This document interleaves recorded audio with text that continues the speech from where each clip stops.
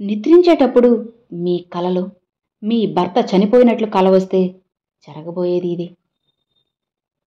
కలలు లేని నిద్ర అసంపూర్ణమని చెబుతారు.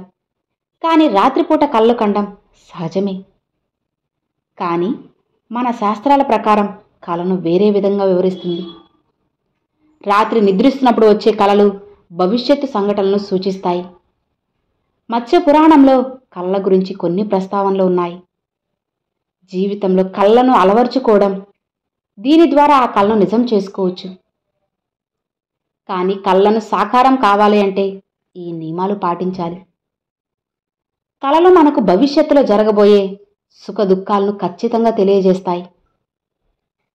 ఒకరి మనసులో చూసేది, విన్నది, అనుభూతి చెందడం, కోరుకోవడం, పొందడం కలగానే ఉంటుంది. ముందుకు వెళ్లే ముందు కలలో చూడడం ఫలప్రదం. కాబట్టి కళ మన భవిష్యత్తు జీవితాన్ని సూచిస్తుంది. అలానే చాలామందికి కలలో చనిపోవడానికి అవి వస్తే ఏమవుతుందో తెలియదు. అందుకే కలలో చనిపోవడం వంటి విషయాల గురించి కల వస్తే ఏం జరుగుతుందో ఇప్పుడు మనం తెలుసుకుందాం. మొదటగా మీకు తెలియని వ్యక్తి కలలో మరణిస్తే కొత్త ఎత్తులు లేదా లక్ష్యాలను చేరుకోవడానికి ఇది మంచి సమయం. అలాంటి కళ్ళ తర్వాత జీవితానికి సంబంధించిన వైఖరిని పునః పరిశీలించాలని సూచించబడుతుంది. సమీప భవిష్యత్తులో మీరు భయపడిన సంఘటనలు నాశనమవుతాయి. మంచి ఆలోచనలు వాటిని భర్తీ చేస్తాయి. మీరు కళ్ళలో ఆత్మహత్య చేసుకుంటున్నట్లు లేదా ఉరివేసుకున్నట్లు కనిపిస్తే ఇది జీవితంలో చెడు జరగడానికి సంకేతం. ప్రియమైన వ్యక్తి కలలో మరణిస్తే చాలా సందర్భాల్లో అది సంబంధాన్ని పునరుద్ధరించడం వంటి కళ్ళ సంబంధంగా అర్థం చేసుకోవచ్చు. సందిగ్ధత లేదా అపార్థం లేనట్లయితే భవిష్యత్తులో ప్రతిదీ తిరిగి వస్తుంది. వ్యక్తిగత సంబంధాలను నిర్మించడానికి మీ ముందు కొత్త తలుపులు తెరుస్తాయి. రాత్రి ఆకాశంలో ఇంద్రధనస్సు చూసినట్లు లేదా పగటిపూట కలలో నక్షత్రాలు చూసినట్లు వస్తే మీ ముఖం అకస్మాత్తుగా ఎర్రపడి మీ నాలుక తెల్లగా మారినట్లు కలలు వస్తే ఆ వ్యక్తి త్వరలో మరణిస్తారు. అతను ఎక్కువ కాలం జీవించరని అర్థం చేసుకోవాలి. ఒక వ్యక్తి తీవ్రమైన అనారోగ్యంతో బాధపడుతూ కలలో మరణిస్తే అది వ్యాధికి స్వప్న నివారణగా వ్యాఖ్యానించబడుతుంది.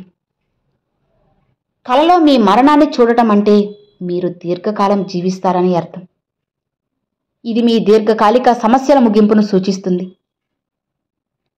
కలలో మరణాన్ని చూడడం అంటే జీవితంలో కొత్త అనుభూతిని పొందుతారు. కలలో వెంబడించడం, ఆందోళన లేదా భయం ఇవి కలలో కనిపిస్తే దీనికి మనస్సు మీద ఒత్తిడి, పరిష్కరించలేని మానసిక సంఘర్షణ అని అర్థం కావచ్చు. కలలో సాలిపురుగు కనిపిస్తే దాని అర్థం పరివర్తన, భయానికి సూచన. కలలో నీరు, భావోద్వేగాలు, అపస్మారక మనస్సు ఇవి కలగా వస్తే తనని తానుగా భయపెట్టుకోవడం, అంతరంగాన్ని పరిశోధించడం అని అర్థం. కలలో పాములు వస్తే భయం, ప్రమాదం, మనసు హెచ్చరించడం లేదా నీడను అన్వేషించడమో దీని సంకేతాలు అవుతాయి. ఇక అలానే కలలో ప్రియమైన వ్యక్తి మరణం శోకం, నష్టం, మార్పును సూచిస్తుంది. దీనికి జీవితంలో భారీ మార్పు కోసం సిద్ధం చేయడం కూడా కావచ్చు. కలలో పళ్ళు ఊడిపోవడం భయం లేదా నష్టాన్ని సూచిస్తుంది. వృద్ధాప్యం, మార్పు, మరణ భయం ఇలాంటి సంకేతానికి సూచిస్తుంది. కలలో ఎగరడం విముక్తి లేదా సృజనాత్మకతను సూచిస్తుంది.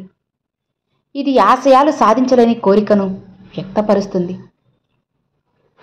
బహిరంగంగా నగ్నంగా ఉండడం గురించి కల వస్తే ఇది సబ్కాన్షియస్ మైండ్ను బహిర్గతం చేయడం కావచ్చు.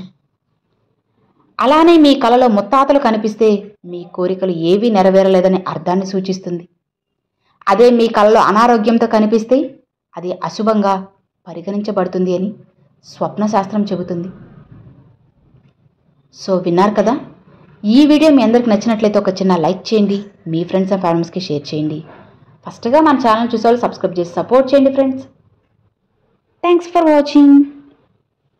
ఓం నమ శివాయ. శివాయ నమః.